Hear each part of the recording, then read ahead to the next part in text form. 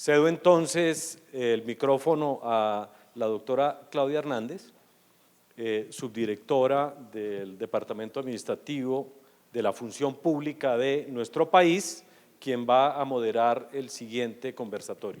Muchas gracias. Gracias, doctor Gerardo. Bueno, muy buen día para todos. De verdad, para nosotros es un honor como función pública estar en este escenario.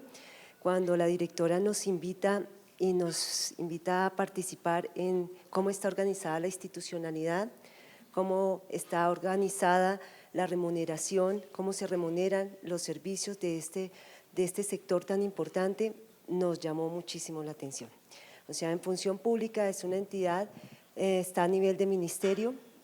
Función pública se encarga en nuestro país de fijar la política en materia de organizaciones, o sea, dice cuál es la naturaleza jurídica apropiada para la organización de acuerdo con la función que va a desarrollar, fija la política en materia de talento humano, fija las remuneraciones y fija toda la política de la organización interna de las instituciones. Por eso este escenario para nosotros es un privilegio, directora. Mil gracias y mil gracias a ustedes por compartir la experiencia con nosotros. Con seguridad va a ser muy enriquecedora para un escenario que tenemos en este momento, y es que estamos revisando la naturaleza jurídica de esta institución, de las instituciones que prestan servicios de salud, incluido el cancerológico. Estamos revisando su régimen laboral y estamos revisando el régimen de incentivos a la investigación. Entonces, nos cae como anillo al dedo, como decimos en Colombia, esta oportunidad de escuchar estas experiencias a nivel internacional. En nuestro instituto, como lo habrá contado nuestra directora, acá tenemos al doctor Rada, que con él hemos trabajado muchísimo, tenemos grandes retos en estas materias en el instituto, en especial porque si bien tiene una naturaleza jurídica especial, ¿sí?, diferente a las empresas industriales y comerciales, se le da desde la Ley 100, desde el año 1993, una naturaleza única y especial, es una mistura. Entonces, tiene un régimen de carrera administrativa, que no es carrera administrativa en nuestro país, por cuanto tenemos, denomina así, pero es un ingreso al empleo público por mérito. Entonces, las personas que trabajan en el instituto saben que ingresan a un empleo y se pueden quedar toda la vida laboral en ese empleo. Entonces, eso va en contravía del desarrollo, de la profesionalización y afecta directamente la prestación del servicio. Entonces, estamos trabajando en este momento con el ministerio y con los institutos en dotar a estas entidades de un régimen laboral diferente, un régimen laboral propio que le permita desarrollar a sus trabajadores y competir con el mercado, ¿sí? Hoy tenemos, el gobierno nacional es el que fija la planta de personal de este instituto, el gobierno nacional es el que le fija las remuneraciones y las remuneraciones las fijamos teniendo el parámetro de las demás entidades públicas, lo cual nos está generando grandes problemas en la permanencia de estos servidores, ¿sí?, en la retención de estos servidores, por cuanto el sector privado, acá los formamos, tienen un alto nivel de formación y el sector privado se nos lleva, porque tiene una remuneración mucho mejor que la que ofrecemos en el sector público. Entonces, quisiera enfocar nuestro panel en esos grandes temas, en la naturaleza jurídica de dos países tan importantes en nuestra región, como son Argentina y Chile, que nos cuenten cuál es la naturaleza jurídica, Julia, la doctora Julia y la doctora Berta, cuál es la naturaleza jurídica de su entidad, de esta institución, cómo se relaciona al interior del Estado, si bien todos los estados tenemos organizaciones diferentes, pero en estas materias hay similitudes. Entonces, con seguridad, estas experiencias nos van a contribuir a decir en qué podemos mejorar. Entonces, la primera pregunta sería cómo está organizada su institución y luego pasamos a unas segundas preguntas, cómo se remunera el servicio y qué acciones están haciendo en sus institutos para retener al personal. Entonces, doctora Julia.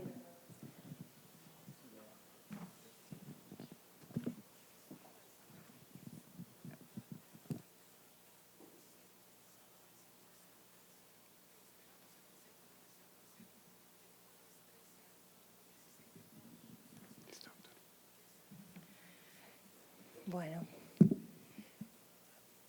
un poco ya habíamos contado ayer cómo es la estructura del INC, pero como marco general nuestra Constitución nos delinea algunas normas y que son las inmodificables, como ser que la Constitución fija que las leyes de la Nación se dictan por el Congreso y deben ser ley suprema a lo largo y a lo ancho del país, y que las autoridades de cada provincia están obligadas a conformarse con ella, excepto en todo lo que sea salud, educación y seguridad. Así es que ahí quedamos un poco por fuera. Además, como marco general, la Argentina ha adherido a múltiples leyes internacionales, como ser la del cáncer profesional, los derechos del niño, los derechos humanos y la Declaración del Milenio por parte de las Naciones Unidas. El instituto fue creado por un decreto presidencial en el año 2010 y fue constituido como ente descentralizado dependiente del Ministerio de Salud de la Nación a partir del año 2016. Esto de ser descentralizado le da una característica especial, que pese a que recibe el dinero desde el Estado, es autárquico para la ejecución de su presupuesto. Como ya les comentaba, es el responsable de desarrollar e implementar políticas de salud y coordinar acciones para la prevención y el control del cáncer en el país. Los objetivos de su creación, los generales de disminuir la incidencia y mortalidad por cáncer, la misión, ser el responsable de desarrollar e implementar las políticas, y su visión, constituirse en el organismo referente a nivel de la República Argentina.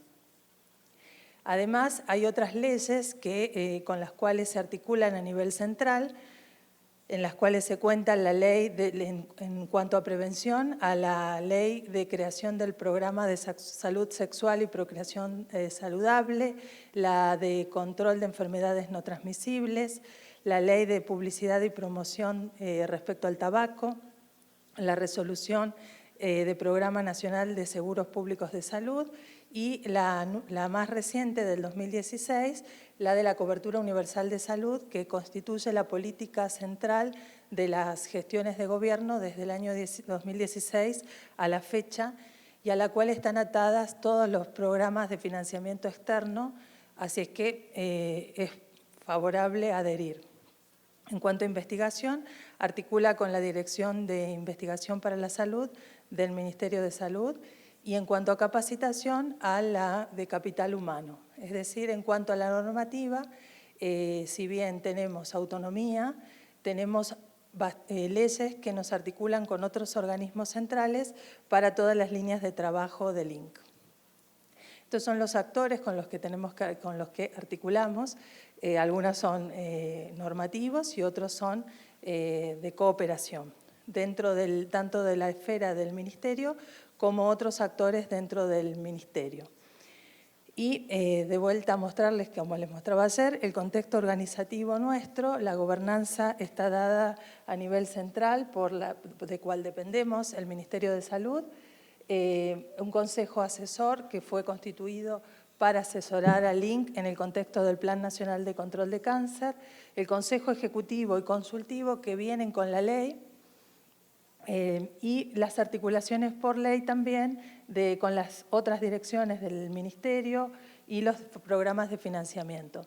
De esta manera trabaja el INC con sus programas en conjunto con las provincias. Esta es nuestra estructura aprobada, en la cual tenemos al instituto, tiene una unidad de auditoría interna, el Consejo Ejecutivo, Consultivo y las direcciones de técnicas, que son estas dos, y la de dirección de administración más jurídicos. Esa es la planta estable por la ley. Los objetivos, no pretendo que los lean, están en la ley y son el sustento para todas las líneas de trabajo que tiene el INC, que son casi 17 programas con los cuales estamos trabajando, que incluyen la prevención, formación de recursos humanos, investigación y vigilancia. Y este es el factor de innovación que lo llevamos adelante desde la constitución del Plan Nacional, el tema de la rendición de cuentas y transparencia. Nosotros estamos obligados a rendirle cuentas al Gobierno Nacional, quien nos brinda los fondos, en forma trimestral, semestral y anual. Se reporta el cumplimiento y seguimiento de metas y con todos los procesos de evaluación. A la vez, a los órganos de control y fiscalización, no solo a nuestra unidad de auditoría interna, sino al Fisco, donde está la Tesorería General de la Nación, la Auditoría General de la Nación, la Sindicatura General de la Nación y al Poder Legislativo, en tanto y en cuanto esté el proceso de aprobación del próximo ejercicio presupuestario. Y a la ciudadanía, sometiendo nuestros informes de gestión en forma periódica a través de una plataforma que tiene el Ministerio de Modernización, a la cual se somete durante algún periodo para que toda la ciudadanía ofrezca sus comentarios y opiniones. En cuanto al presupuesto, como les mencionaba, tenemos el presupuesto que viene del Tesoro Nacional, que es el que está público y auditable, y a través de Fuente 22, que se llama, son los presupuestos de financiamiento internacional a través de los bancos, el Banco Mundial, el BID, que todo esto hace la torta del financiamiento del instituto. En forma proporcional, casi el presupuesto por financiamiento externo supera al del Tesoro Nacional. Y nuestra distribución es, pese a ser un órgano burocrático, solo el 14% del presupuesto global de Fuente 11 del Tesoro Nacional van en gastos en personal, los demás son bienes de consumo, servicios no personales, bienes de uso, que son informática y demás, las becas que se asignan en recursos humanos e investigación y las asistencias financieras que van específicamente a proyectos de investigación. En cuanto al presupuesto que proviene del financiamiento externo, la mayor proporción de ellos van a la adquisición y distribución de test e insumos que van a las provincias. Luego van un pequeñísimo porcentaje a honorarios en los capacitadores, otros gastos de capacitación, ¿cuál es el celeste? Otros insumos, que son, por ejemplo, para inmunohistoquímica en receptores y demás, en cáncer de mama, y dejarles este mapa que representa a nuestro país. Alguna vez planteé que el ser un país federal era un problema, y la verdad que fue tomado en forma no poco política esta aseveración, pero realmente a la hora de la gestión, tener un país federal que son 24 jurisdicciones con 24 organismos con los cuales interactuar, constituye una gran barrera, pero a la vez también un enorme desafío para la gestión, por lo cual estamos avanzando en trabajar provincia por provincia, convencerlos en la estrategia del instituto y que vayan adhiriendo. Hoy por hoy, todas las provincias adhieren a la estrategia en más o en menos, no todas al 100%, pero todas las provincias están trabajando con el Instituto Nacional del Cáncer. Y eso es todo. Buenos días.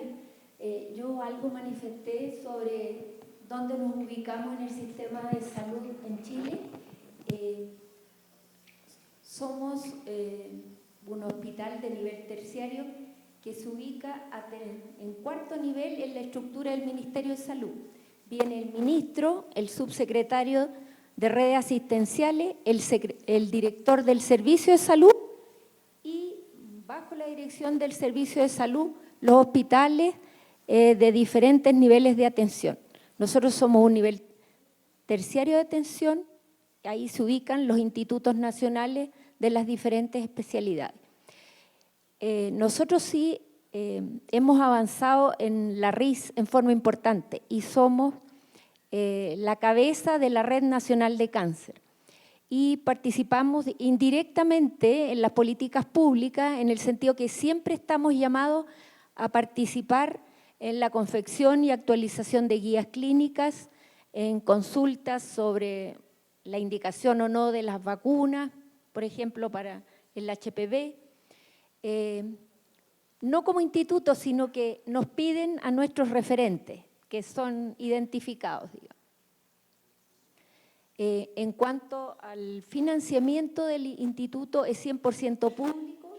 Atendemos, como les decía ayer, al 80% de la población que es beneficiaria del seguro público, llamado FONASA, y cubre a través del GES las 5 patologías de cáncer más frecuentes en cuanto a cirugía, radioterapia, quimioterapia, ayudante, primera línea paliativa, cuidados paliativos a toda la población.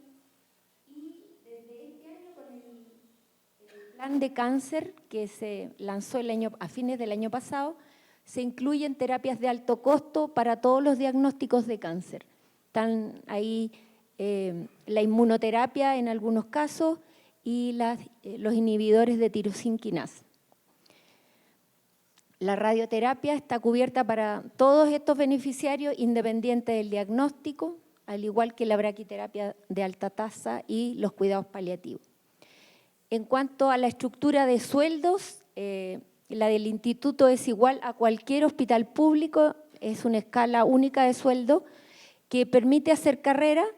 Parten con un sueldo que se llama de ciclo de destinación y van subiendo nivel 1, 2 y 3, van sumando trienios y se construye de un sueldo base y asignaciones de competencias profesionales, de responsabilidad, de tiempos prioritarios de permanencia en el hospital, y así se construye el sueldo.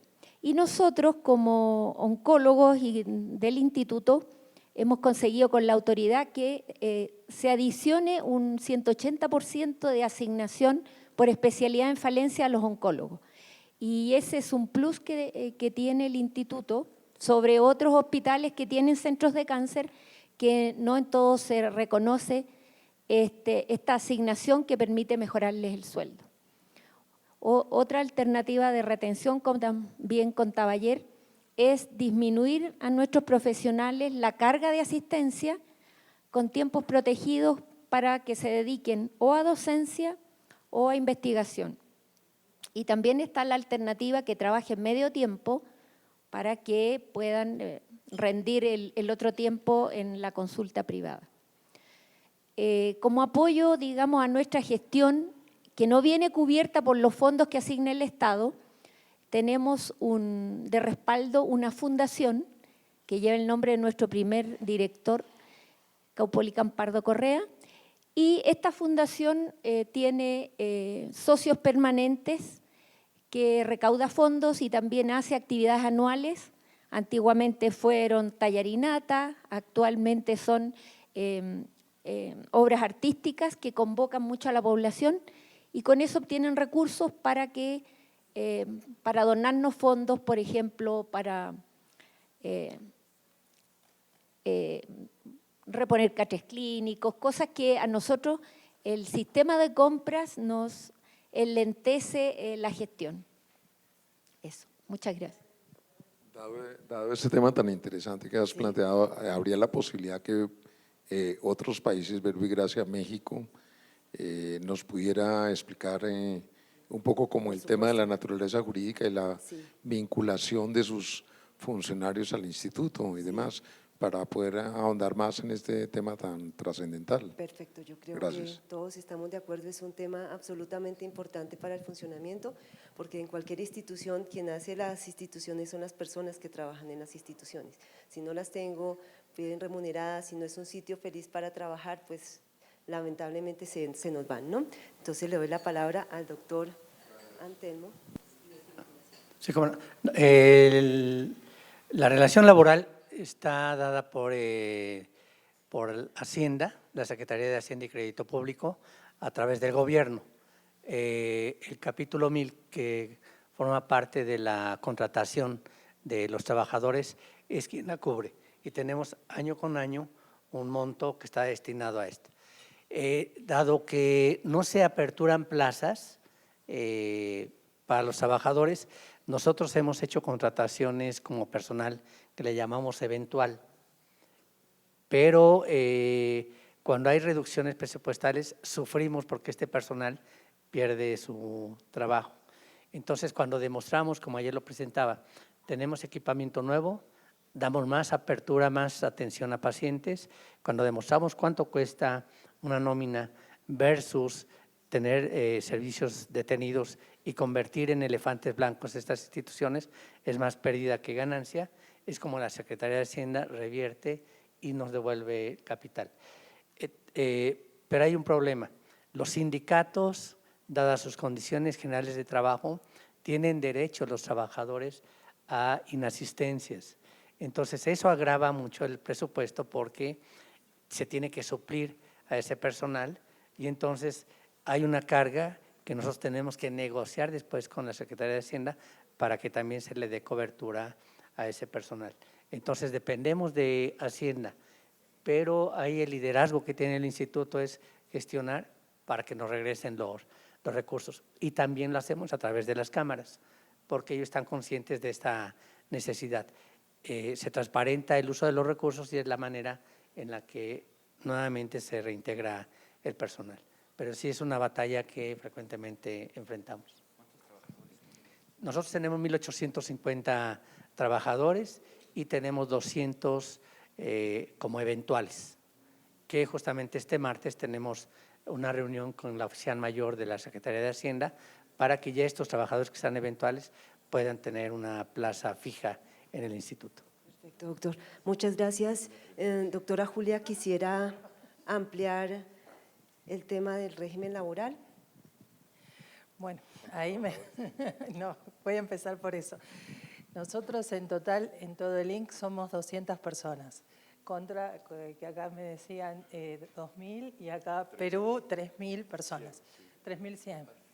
De esos 200 empleados que tenemos a nivel central, de esos 200, 100 están en el nivel central y 100 distribuidos por las provincias, contribuyendo al instituto. Y con respecto a lo que contaba nuestro colega de México, es que la rendición de cuentas es el gatillo para tener el financiamiento luego. Entonces, nosotros tenemos que rendir las cuentas para por lo menos tener ejecución del presupuesto para poder pedir eso y más adelante. Y todo lo que es prestar servicios, nuestras metas de medición son cobertura poblacional por tamizaje, cantidades de becas asignadas y cantidad de presupuesto asignado, ejecutado en investigación. Entonces, esos son los gatillos para nuestro siguiente presupuesto. Paulatinamente siempre hubo un crecimiento en la partida presupuestaria que nos ha asignado el Congreso, alrededor de un 35% interanual, pero considerando que la inflación es bastante superior, siempre estamos un poquito por detrás en eso y tenemos la ventaja de compensar con los financiamientos internacionales.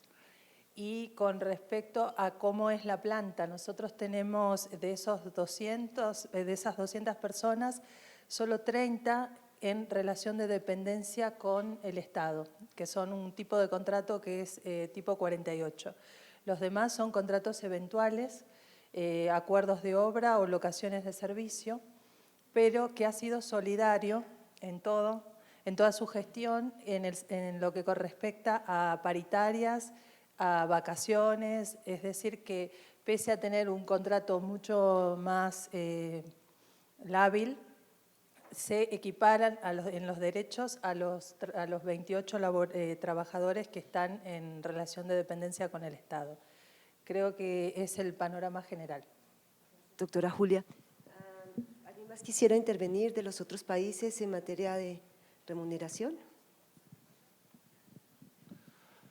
Bem, nós temos em torno de 5.000, dos quais 3.100 são funcionários públicos de carreira. Nesse grupo, enfim, nós temos 4 hospitais, então temos toda uma parte de secretariado, de recepcionistas, os maqueiros, segurança, enfim, esse grupo forma esse staff imenso, que são basicamente contratar os funcionários públicos. São funcionários que seguem o chamado regime jurídico único, são funcionários públicos de carreira, não são demissíveis, então entraram e vão permanecer dentro daquele trabalho para sempre, né, até a aposentadoria. Os demais são contratados pelo regime jurídico habitual, enfim, que a gente chama da consolidação das leis trabalhistas, enfim, tem todos os direitos trabalhistas normais. Dentro do nosso instituto, nós trabalhamos com a chamada carreira de ciência e tecnologia. Então, na medida que os profissionais de nível superior adquirem mestrado, doutorado, isso gera um incremento no salário, né, no vencimento. Aqueles que assumem funções de chefia, os chamados cargos de confiança, também têm pequenos acréscimos no salário. Os salários são, eu diria que, no nível ou acima do nível de mercado para 90% dos servidores. Só não é para as equipes médicas. Então, o salário, enquanto para uma enfermeira, o salário chega a ser 50% acima do valor de mercado, para o nutricionista, talvez mais de 50% do valor de mercado, para os médicos, em especial os grandes especialistas, neurocirurgiões, cirurgiões de cabeça e pescoço, oncologistas clínicos, que eu me incluo, cirurgiões oncológicos, radioterapeutas, esse salário é bem abaixo do valor de mercado. Abaixo.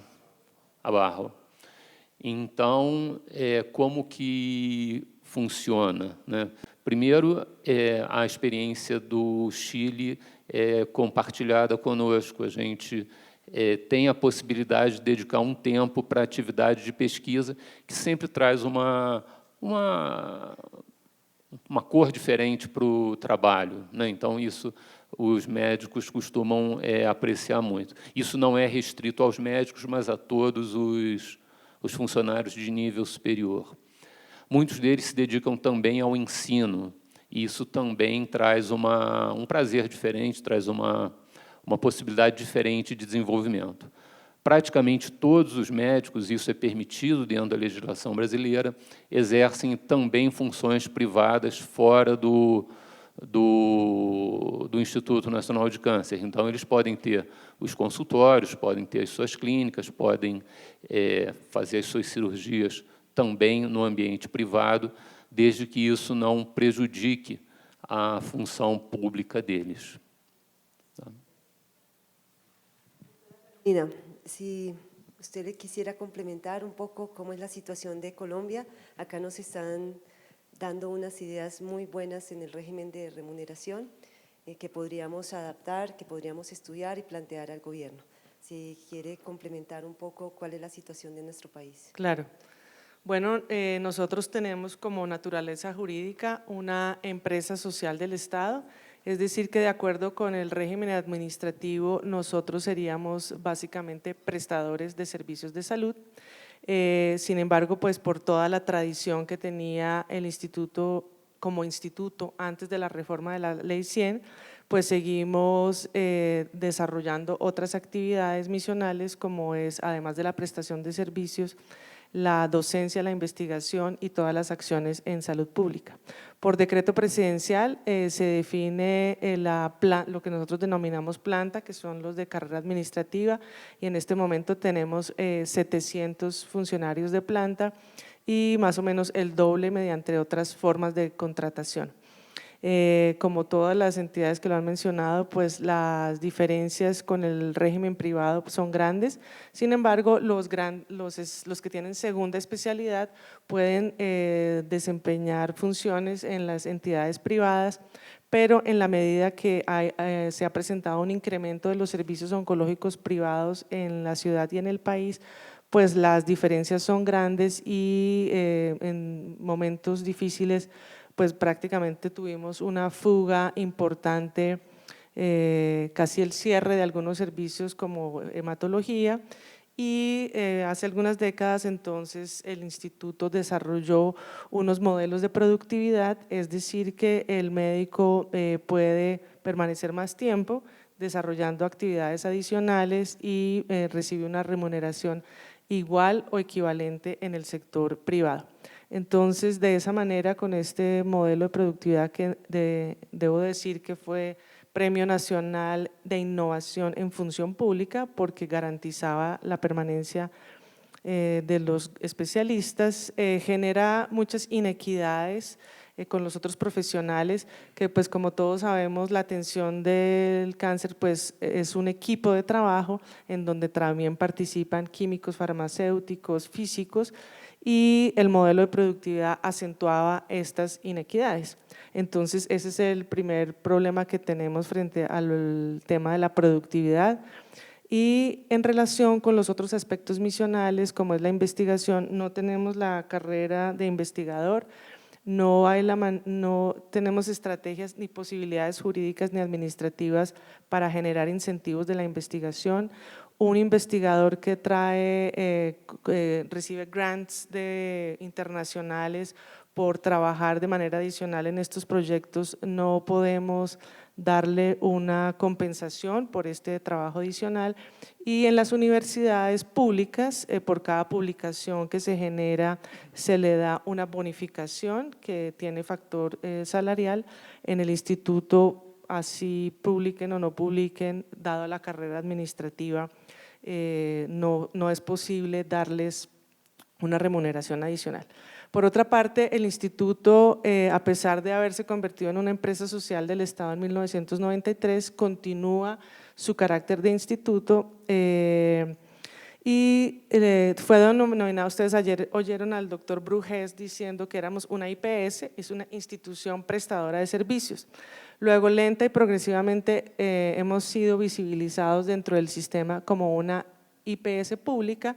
Esto significa que se fue desconfigurando un poco su papel de instituto y debemos competir en la dinámica del mercado con servicios privados que tienen otras posibilidades mucho más grandes. Y en las funciones que tenemos como instituto tenemos la posibilidad de elaborar las guías de práctica clínica, pero ahora debemos concursar con otros, en vez de ser una delegación del ministerio, como lo veo en Brasil o en Perú o en México. Si se deben elaborar las guías de práctica clínica para cáncer, el Instituto de Cancerología debe concursar.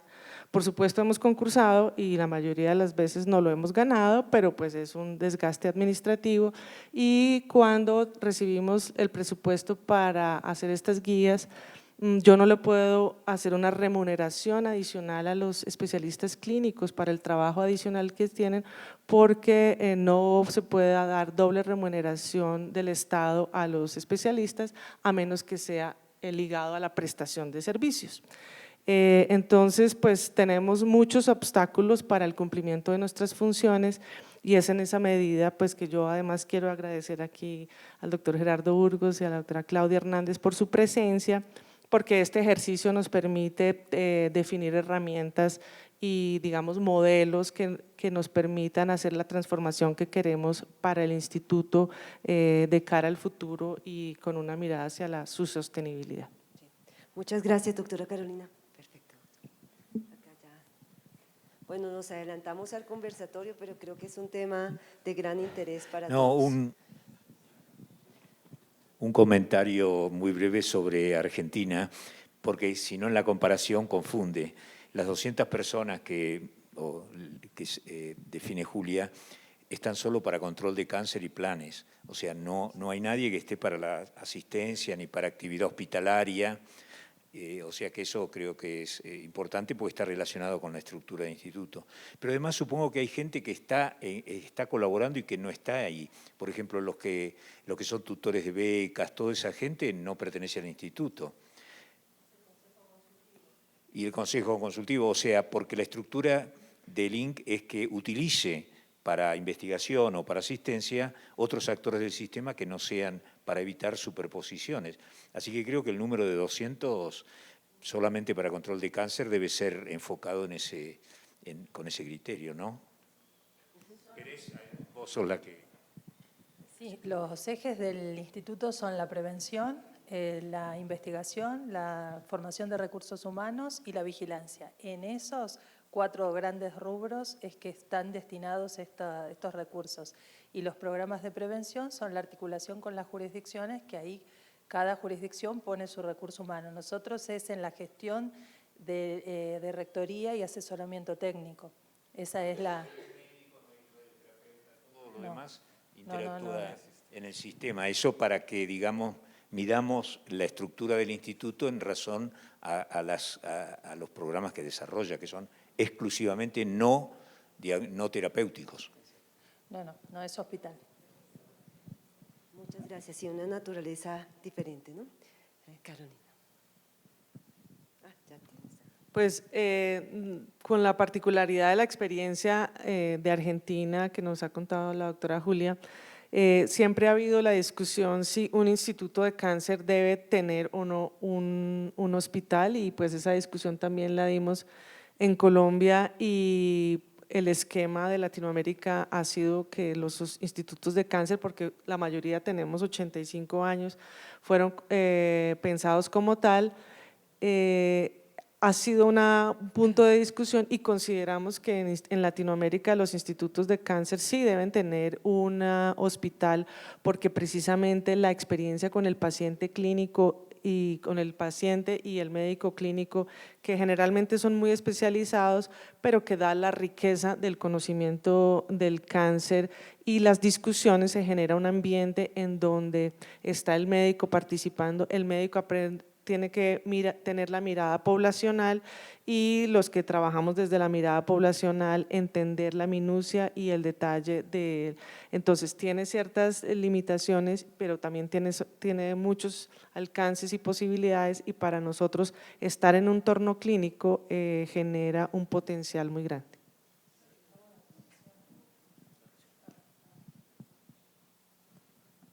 Yo creo que es una parte muy importante.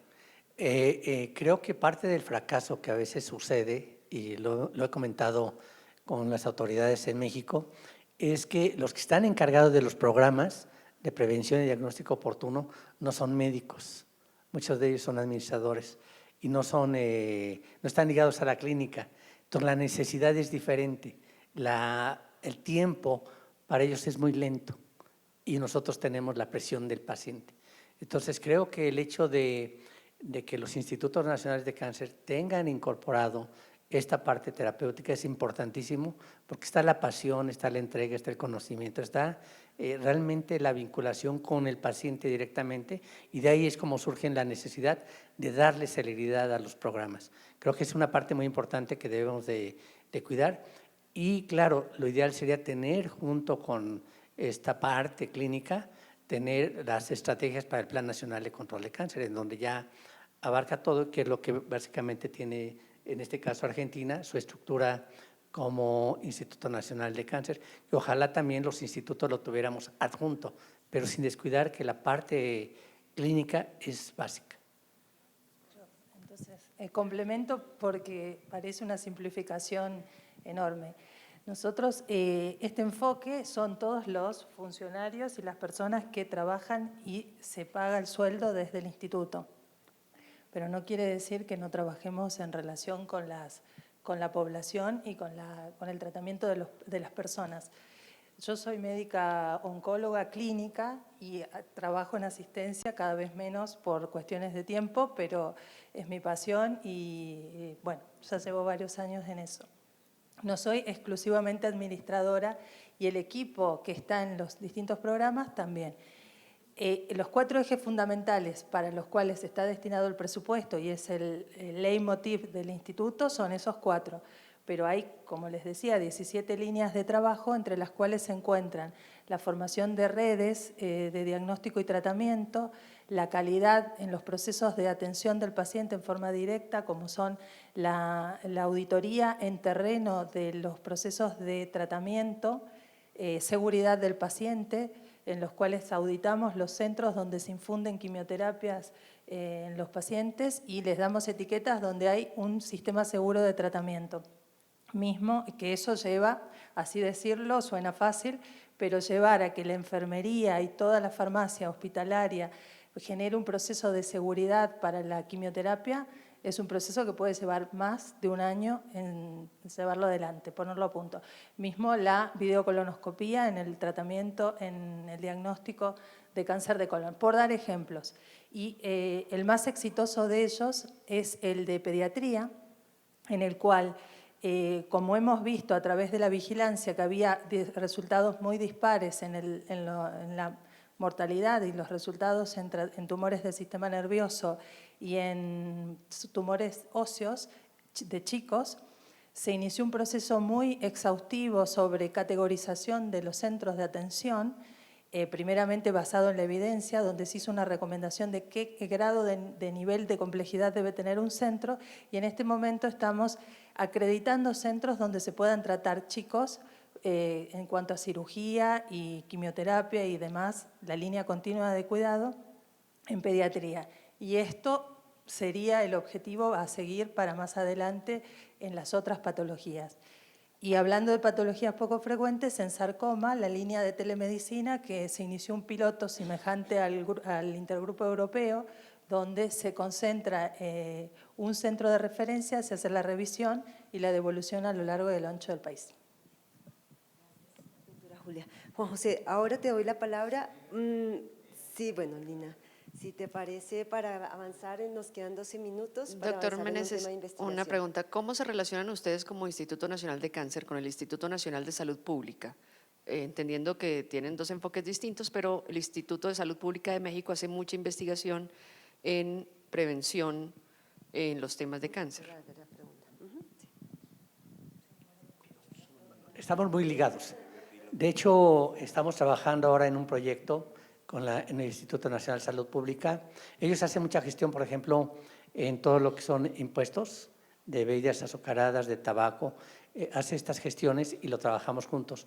Hoy queremos meter una iniciativa en la Secretaría de Hacienda y Crédito Público de los impuestos etiquetados a los productos de bebidas azucaradas, del alcohol, comida chatarra y tabaco, que representa más o menos el 1% del PIB, para que se etiquete de la Secretaría de Hacienda hacia la salud. Y eso representaría el doble del presupuesto que tenemos hoy etiquetado en la Secretaría de Salud. Entonces, lo hacemos juntos con el Instituto Nacional de Salud Pública. Le pido solo 30 segundos, por favor. No, porque creo que es un tema importante de lo que son los institutos de cáncer para nuestra América Latina. Pónganse en esto, no fue empezar de nuevo y fue en el año 2010 pensar cuál sería el mejor instituto que nosotros consideramos para la Argentina dentro de nuestro sistema de salud. No fue una evolución a través de 50, 70, 80 años. Y el instituto tiene una profunda conocimiento clínico, porque de hecho el director y fundador, el doctor Pradier, es uno de los grandes cirujanos de cabeza y cuello, Julia es oncóloga médica, pero pasa lo mismo que nosotros no necesitamos médicos, porque los médicos están a disposición permanente. Nosotros necesitamos lo que el sistema no tiene, y eso fue lo que buscó la creación del Instituto Nacional del Cáncer. Perdón por la interrupción.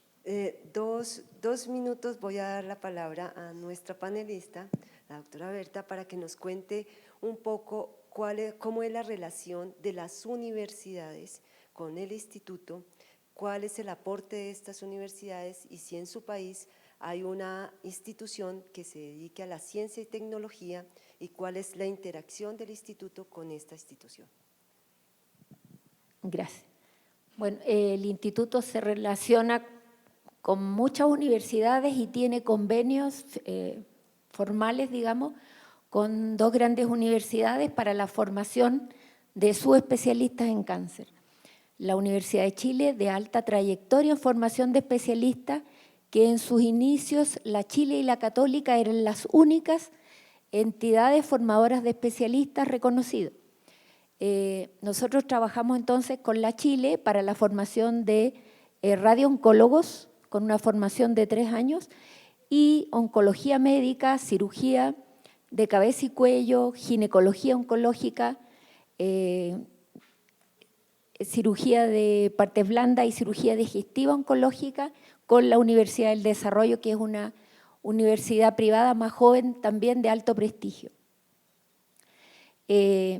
Los planes de formación son nuestros y auspiciados, digamos, por ellos, ¿ya? Y el título universitario lo da la universidad, pero en el diploma aparece nuestro logo, o sea, reconocen nuestra participación, que la docencia es exclusivamente hecha por médicos clínicos del Instituto Nacional del Cáncer en nuestras dependencias, ¿ya? Con nuestros equipos. Perdón, la segunda parte.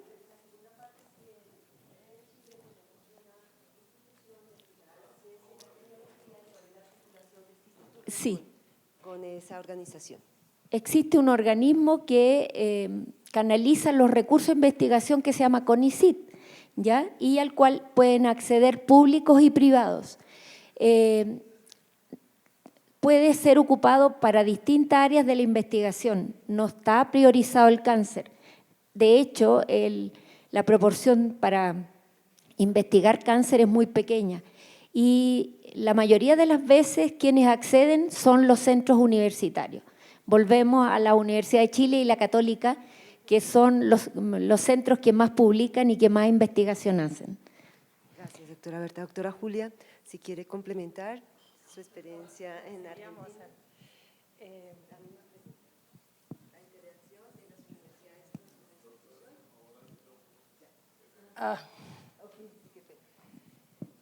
La asistencia financiera, que se hace una convocatoria anual, convoca a grupos de investigadores puntualmente que deben pertenecer al sistema público o armar consorcios con alguna universidad o sector privado para ganar una asistencia financiera, como decía, que se cuenta en términos de millones de pesos, y que están en línea con la investigación desde la básica, clínica, epidemiología, social e implementación, pero este año queremos añadir 10 temas priorizados de salud pública para que esa investigación dé respuestas a la gestión más allá de aportar al conocimiento global. Y esa es la manera que tenemos de contribuir, de colaborar y articular con el sistema de investigadores y las universidades. Y además, como decía el doctor Casab, esas becas están seleccionadas a través de un grupo de evaluadores que son voluntarios y son personas de trayectoria destacada que constituyen el grupo de evaluadores que arman el score y en función a eso se asignan los ganadores. Okay. El título de oncología lo otorgan únicamente las universidades.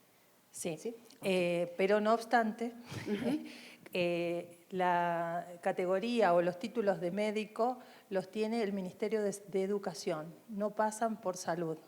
Así es que nosotros no tenemos potestad para opinar en el contenido o la currícula de las universidades. Y como eso es una ley muy antigua y son difíciles de torcer, la alternativa que estuvimos trabajando por más de 2 años en el INC es generar un documento marco de decir cuáles son las capacidades mínimas y cuál es el perfil de un oncólogo clínico que se forme en nuestro país, que esté atendiendo a las personas. Y eso va a salir con fuerza de resolución ministerial y hay que, como siempre digo, que el consenso es nuestra mayor fortaleza, buscar que el Ministerio de Educación concuerde con ello y adopte este instrumento para calificar o acreditar o dar el título a los médicos oncólogos. Perfecto. Muchas gracias, doctora Julia. Doctor Luis, y terminamos nuestro panel con una pregunta retadora. Sí, yo quería rápidamente cumprimentar a todos por la participación, por las opiniones y las demostraciones que dieron. Yo personalmente identifico aquí 3 modelos muito claramente, o modelo de INCA, de INEM e do Instituto Mexicano, que são antigos hospitais que se foram cambiando e construindo o modelo de participação. O modelo de Chile, que é mais o modelo privado, e o modelo argentino, que eu reputo como o modelo mais moderno, que não quero dizer que seja melhor, mas mais moderno, mas são distintos. Mas o que queria falar era com vocês, representantes da área administrativa. É necessário também, eu penso, pensar em los cambios que estão ocorrendo no mundo do trabalho e no mundo do conhecimento. O que vão ser os modelos organizativos em base a todo isto que está cambiando profundamente o processo de trabalho e o processo de adquisição, transmissão e compartilhamento de conhecimento. As organizações que estão se repensando agora, obrigatoriamente, têm que incluir em sua pauta estas reflexões. Esta es la contribución que quería traer. No, pues, doctor Luis, creo que se adelantó a las conclusiones. Mil gracias por concluir el panel. Acá tenemos una última pregunta retadora y es para la doctora Berta y la doctora Julia. ¿Qué acciones adelantar en estos institutos cuando cuando tenemos recursos y tenemos cómo remunerar mejor el servicio? Pues es fácil. Pues no es pues lo más fácil, pero sí contribuye muchísimo a que se generen acciones. ¿Qué acciones podemos adelantar cuando no contamos con esos recursos para retener el personal especializado? Acá nuestra directora contaba una experiencia en Colombia, en su país, qué experiencia exitosa tenemos que nos pueda compartir. Cuando tenemos limitaciones presupuestales para generar incentivos, para generar remuneraciones más altas, ¿qué acciones podríamos para que ese personal no se nos vaya, no emigre a otras instituciones? Es una tarea difícil, no la hemos logrado resolver. Creo que no hemos impuesto seguir formando gente porque sabemos que al término de completar la devolución al sistema público, irremediablemente van a irse a la atención privada porque es imposible alcanzar los sueldos que paga la atención privada, lamentablemente. Esto lo hemos hecho notar, lo hemos sostenido a nivel del ministerio, pero no hemos tenido eco y nosotros no tenemos presupuesto, como he dicho, para nosotros de mutuo acuerdo aumentar las remuneraciones de nuestro personal. Los fondos vienen asignados en forma fija para bienes y servicios y para pago de remuneraciones del personal. Yo estaría haciendo malversación de fondos públicos y probablemente presa si no uso los fondos para los fines que vienen itemizados. Esa es nuestra realidad. Ahora, sí podemos mejorarlo por compra de servicios a prestadores individuales. Esto quiere decir que fuera de horario yo le puedo ofrecer a mis médicos que hagan más prestaciones y pagarles contraprestaciones.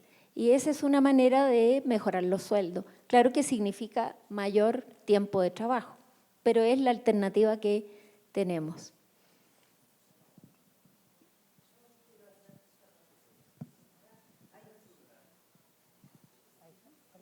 Sí, Sandra.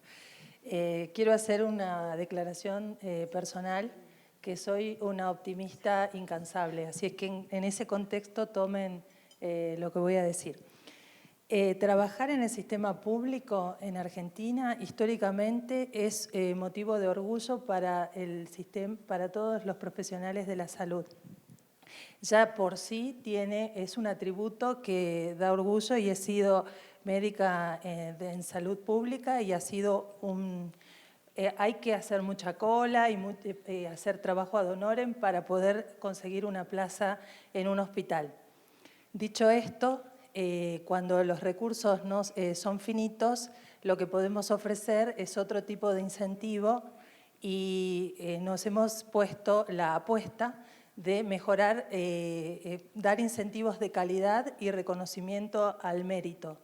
Y en esa línea es lo que les contaba de los planes de calidad, tanto en la atención del paciente, en los procesos, reconocer las instituciones que trabajan bien, a nuestro propio personal, los que hacen, simulando a las grandes multinacionales, designar el empleado del mes y demás, no tan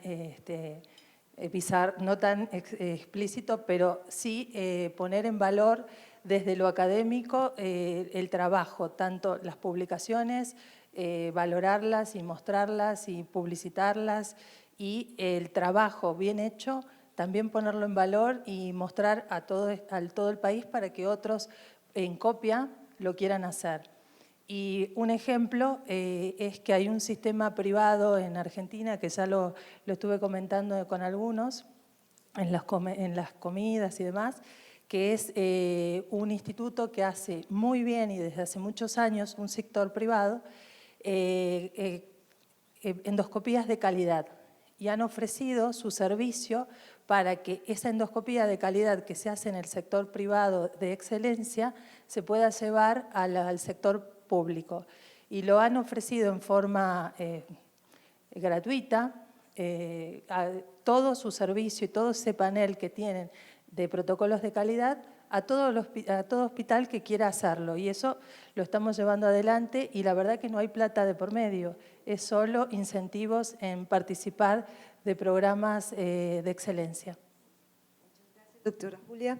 Creo que se nos acabó el tiempo. Si alguien quiere concluir o participar en este tema, el doctor Rada, cuando estuvo de director, la doctora Berta, me consta que trabajó, y ya le doy la palabra a la doctora Berta, trabajó mucho porque era para usted un reto en el instituto mantener el personal para que no migrara a otros hospitales. Usted siempre fue a la función pública a decirnos, miren las remuneraciones, revíselas, pero usted hacía unas acciones ahí, adelantaba unas acciones muy importantes en el instituto que evitaron que ese personal migrara. Si nos cuenta 2 minutos y le damos la palabra a la doctora Berta. Bueno, gracias. Yo ahora voy a hacer como también el papel de Claudia como moderadora y voy a entrar un poquito con mirar como esa visión, pero sí, realmente es difícil, ¿no? Y parte de lo que yo voy ahora a provocarlos también es como la realidad que se tiene. Las realidades son cambiantes y la pregunta es cuáles las posibilidades en las realidades cambiantes que tienes. Yo creo que uno de los temas es que hay coyunturas para poder resolver las cosas. Y parte de la reflexión que hemos tenido estos días y lo que yo voy a tratar de provocarlos es que hay que ir al fondo de las cosas, ¿no? Porque esas cosas de coyunturas a veces pegan, ¿cierto? Están ligadas a temas jurídicos y hay soluciones que pueden ser muy interesantes, pero en la práctica cuando va pasando el tiempo se da uno cuenta que tal vez solucionaste una crisis, pero el tema es del tiempo, ¿cómo vas a ir al tiempo a solucionarlo? Por eso la invitación es a unas reflexiones mucho más profundas de resolverlo y sí, tú puedes salir bien, pero es un partido muy largo, ¿no? Entonces hay que ir avanzando con el tiempo a más soluciones y ya ver cómo te enfrentas a ellas,